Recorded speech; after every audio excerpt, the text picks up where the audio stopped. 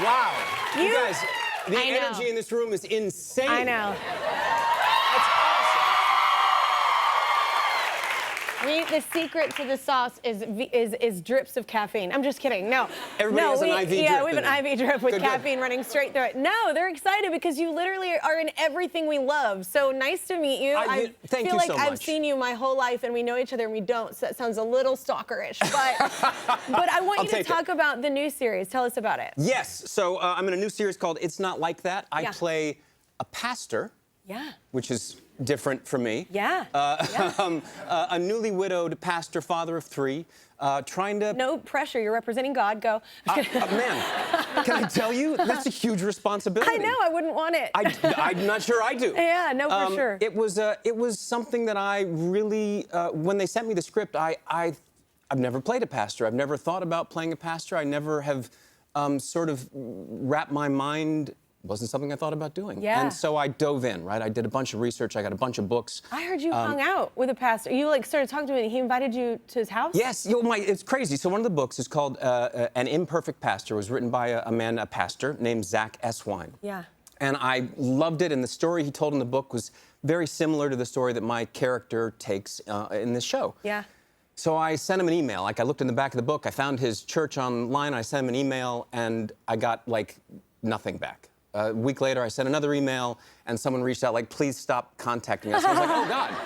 I didn't know. And then, like, an hour later, it was like, oh, my God, we're so sorry. We didn't realize that you are who you are. And I turned to my wife. I was like, see, someone thinks I'm something. I'm cool. I'm so cool. And he invited me. He said, you know, why don't you come have a meal with my family, stay at my house, watch me preach. And I thought, where are you? And he was in St. Louis, Missouri, which is where I'm from. I hadn't been home for 20 years. Wow. And so I flew to St. Louis. I spent a weekend with him and his family. I ate at his home. I watched him preach in his church. Yeah. It was the most amazing thing. And I learned... What a beautiful, welcoming spirit. Really great. Yeah. It was I mean, really, he's a really pastor. great. He's supposed to be. But, like, yeah. That's what I learned. Yeah. I learned pastors are supposed to be great. Yeah.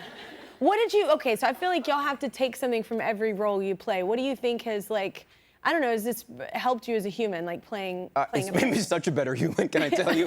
not that I wasn't fine before. You're like, wait a minute, that's how I'm supposed to react? That's right. Well, I have learned just through speaking with Zach and sitting down with his family and then researching this role, playing the part, I have implemented so much more patience into my life with my children, with my wife. Can I tell you, I think we might make it now.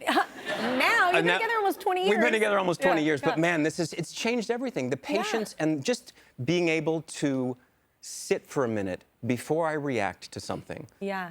It was a problem I had. I was a quick, like, what?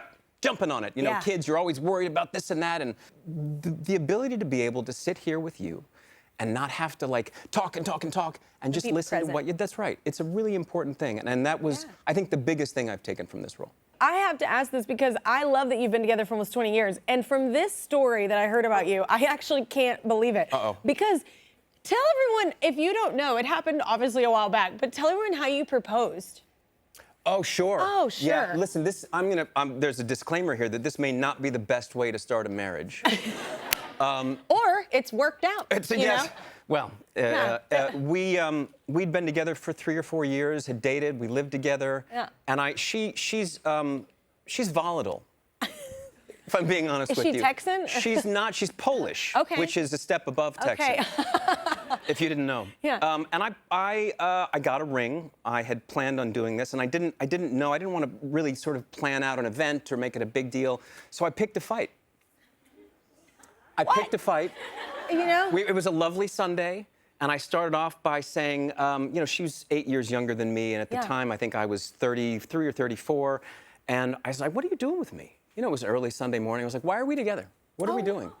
And if you start a day like that, it can only get crappier. Oh, my God. I thought you meant it can only go up. No, because then she's in her head, and what do you mean? And why, you know, I can pay for my own coffee. Like, it became a day of just completely butting heads. And by the end of it, she was having a glass of wine, we were outside, and it became almost a yelling match.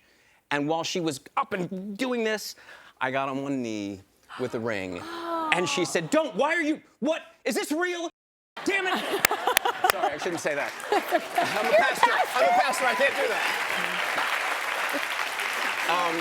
But, you know, it worked out, and we have 3 kids now, 16, 14, and 11, and I think they're gonna be okay. Oh my God. So you're also an executive producer on this project. Why did you gravitate towards this project? What kind of pulled you? You know, we talked about having kids, right? And when I was growing up, my family and I used to sit down Sundays and we'd watch The Muppet Show. We watched something together, right? Yeah. And we've been looking for stuff that we could watch with our kids. And, you know, we watched Top Chef, we watched Survivor, but there's no scripted TV show. And when I saw this, when I got this script, I thought that this could be one of those shows where different generations could sit down in front of the same television set and experience something together. And, you know, whether you're my age or older, whether you're younger, there's someone in this show that has a story, hopefully, that resonates with you, whether you're a kid or an adult. And I think we've done a really good job of making a show that's good for everybody. That's true. I have to live with the remote in my hand because I'm like, wait a minute, and I have to, you know, fast forward, or I have to, because I'm always like, oh wait, I can't. I start freaking out. I'm like, is that too early, or is that I for completely what they're agree. My seeing? 11-year-old loves cartoons. He loves anime. He's a big fan of One Piece. But there are some where I'm like, oh, it's a cartoon, and then they drop a bomb, and I'm like, what is? No. No. What? We can't do that. Too casual. Yeah, all of a sudden. Yeah. But I really believe the show has. You're going to see yourself in one of these characters, in one of these situations. And for me... And you don't have to hold the remote. No, I don't have to hold the remote for my kids. But that's what makes a good television show. It's the kind of show that I, A, like to make, but B, like to watch, whether it's shows like Felicity or Parenthood or Friday Night Lights. There's no... these great shows. Those are great shows. There's no big concept. There's no one's kicking down your door with a gun. There's no aliens. We're not living underground. It's just... the human condition.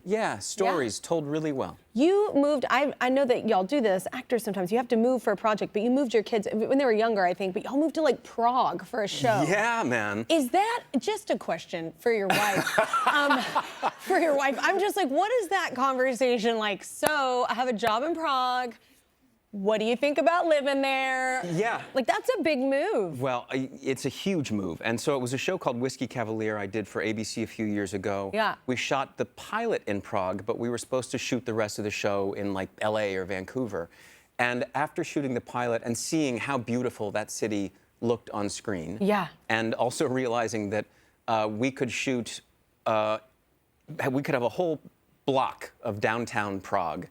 For the same price, we could get a half of a sidewalk in New York. It just made sense, both visually and financially. So we moved the whole family. The kids were in school, in the international school over in Prague. But the conversation with my wife was not an easy one. And I'll tell you why, because she's also an actress, right? And so for me to say like, hey, we're going to take a year for me, and you don't get to do anything except be with the kids, was a tough conversation. So I called the showrunner, Bill Lawrence, and I was like, yo, is it going to be easier for me to sell if we can give her a role? And he was like, that's a great idea. So I told my wife, I was like, listen, we're going to have to move the kids to Prague. But there's a role for you. And she was like, let's go. She had a bag before you knew it. You're a smart man. It was great. That's a smart man. It worked out just great. Because I do think it's, you're very smart, but I do think it's cool, though, for... Like, I love the fact that I'm blessed, and if I didn't get to travel as a kid, we didn't have money, and I get to take my kids all over the world. I do think that's cool, like, that your kids get to experience that. And you traveled abroad, like, as a kid, right? I did, as a kid. You know, my dad was sort of an entrepreneur, and I was born in Kansas City, but we then spent 4+ years in Tokyo and Kyoto, Japan. And then we moved to Sydney, Australia for 3.5 years. So the ability to sort of live internationally and figure out you know, who you are in these different cultures, who you want to be. It's really helped me as an actor. You know, you go from set to set to set, and it's like being a kid and going from school to school to school. Like, I got to make friends on this set. I got to figure out how to be normal, how to do my work while still getting along with everyone. It's been really beneficial for me, and I see it in my kids as well. Yeah, you're adaptive. That's the thing with my kids, too, because even my daughter specifically, like she'll just, how she carries herself, I'm like, God, I forget you're 12. Like, you know what I'm saying? You're only 12. Like, I forget that because she seems so much older because we do travel. She's had so much more more experience than maybe others. So yeah, It's a luxury, and, It's cool. the ability to be able to give your kids those experiences is not something that everyone gets, and I realize that, and I feel so blessed to be able to do it. It's the reason why money is cool. People say money can't buy you happiness. Well, it can buy you experience, and experience makes your life a whole hell of a lot better, I think. Didn't think we were going to have the money conversation on your show, but let's do it. No, it is. Like, I hate that, because I grew up with no money, and I hate when I hear people go, money can't buy everything. I'm like, well, it buys a whole hell of a lot. So, Atta girl. I hate, it doesn't solve everything, but blah, blah, blah. But That's the truth, But though.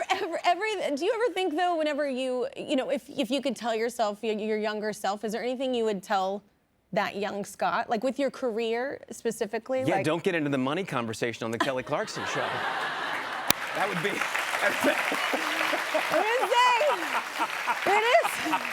No, it's true though. I think that you've been a part of so many things, and you're in so many like great shows. I don't know that you should give yourself any advice, but like, Well, is there? I saw Tom Hanks give an interview years ago, and it has really resonated with me, where he said he feels like every job is his last job, right?